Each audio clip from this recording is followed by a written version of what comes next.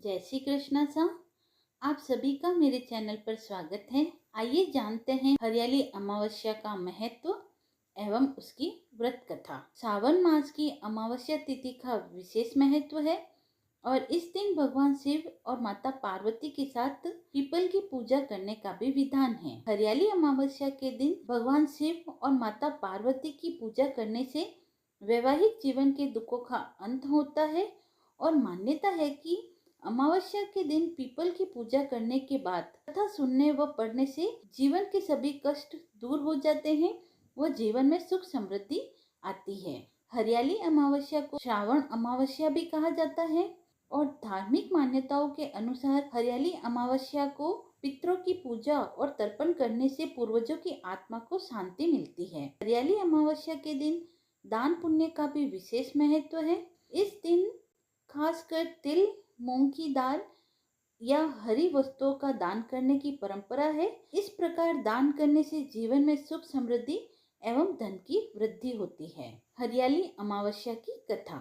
एक समय की बात है, राजा महल में अपने परिवार के साथ सुखपूर्वक निवास कर रहा था।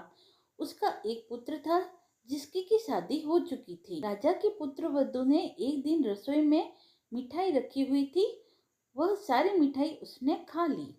जब उससे पूछा गया कि सारी मिठाई कहाँ गई, तो उसने कहा, सारी मिठाई तो चूहे खा गए। पुत्रवधू की यह बात चूहों ने सुन ली और वे इस गलत आरोप को सुनकर अत्यंत क्रोधित हो गए। इसके बाद उन्होंने राजा की बहू को सबक सिखाने का निश्चय किया। कुछ दिनों के बाद महल में कुछ मेहमान आए। चूहों ने सोचा कि यह अच्छा मौका है, राजा की पुत्रवधू को सबक सिखाते हैं। बदला लेने के लिए चूहों ने बहू की साड़ी चुराई और उसे ले जाकर अतिथि के कक्ष में रख दिया।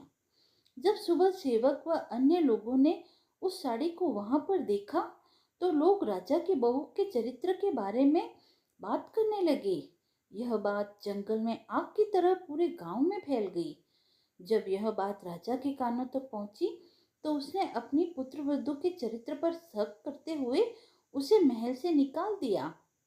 राजा की बहू महल से निकलकर एक झोपड़ी में रहने लगी और नियमित रूप से भगवान शिव, माता पार्वती और पीपल के वृक्ष की पूजा करने लगी।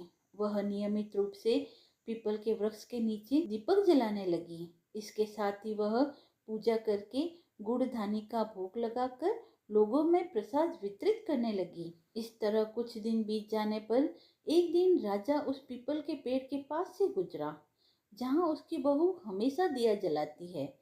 इस दौरान उसका ध्यान उस पेड़ के आसपास जगमगाती हुई रोशनी पर गया।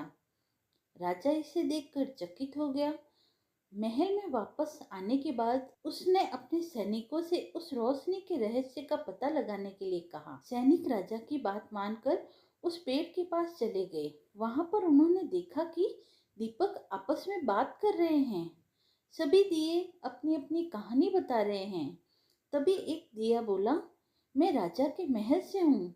महल से निकाले जाने के बाद राजा की पुत्रवधू रोज मेरी पूजा करती है और मुझे प्रज्वलित करती है। सभी अन्य दीपकों ने उससे पूछा कि राजा की बहू को महल से क्यों निकाला गया। तो उसने बताया, एक दिन उसने मिठाई खाकर चूहों पर उसका झूठा नाम लगा दिया।